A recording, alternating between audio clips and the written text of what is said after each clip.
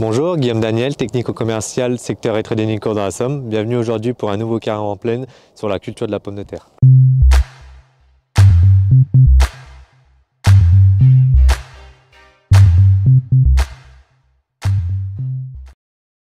On se situe à Belloin-en-Santerre dans la Somme, parcelle de limon argileux avec environ 16% de matière organique. Variété Russette Burbank, plantée le 2 avril en butage définitif. Sur la parcelle, il y a eu 5 tonnes de fertitrace apportées à l'automne, suivi de 600 kg de Camag et 198 unités d'ammonitrate 27 apportées avant plantation, puis 150 kg d'ammonitrate 27 il y a une dizaine de jours. Concernant le désherbage a été effectué le 19 avril avec des produits à base d'aclonifène, métribuzine et clomazone, le tout adjuvanté par du Dynamize, qui est un adjuvant pour herbicide de prélevé qui permet un meilleur étalement. Sur cette parcelle, le désherbage a plutôt bien fonctionné, donc il n'y a pas eu de rattrapage d'effectuer. Cependant, au vu des conditions sèches de l'année, un rattrapage était possible une fois les pommes de terre levées en cas d'échec, avec un produit à base de métribuzine si la variété de pommes de terre est tolérante, ou de rimsulfuron en cas de présence de laitron ou chardon. En termes de fongicides, la parcelle est suivie par Mileos, qui est un outil d'aide à la décision qui permet de prévenir du risque mildiou.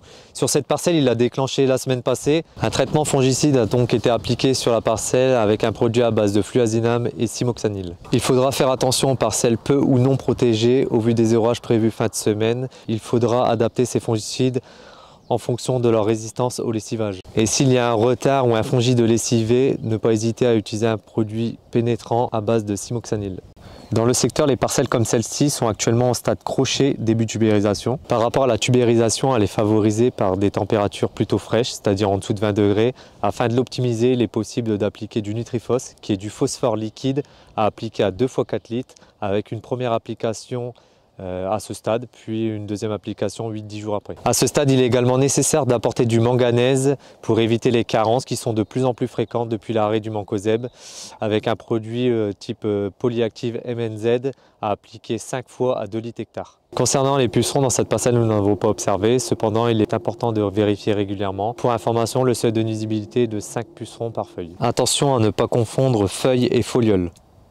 Pour tout complément d'information, vous pouvez contacter votre technico-commercial habituel. Merci et à bientôt pour un nouveau carré en plaine.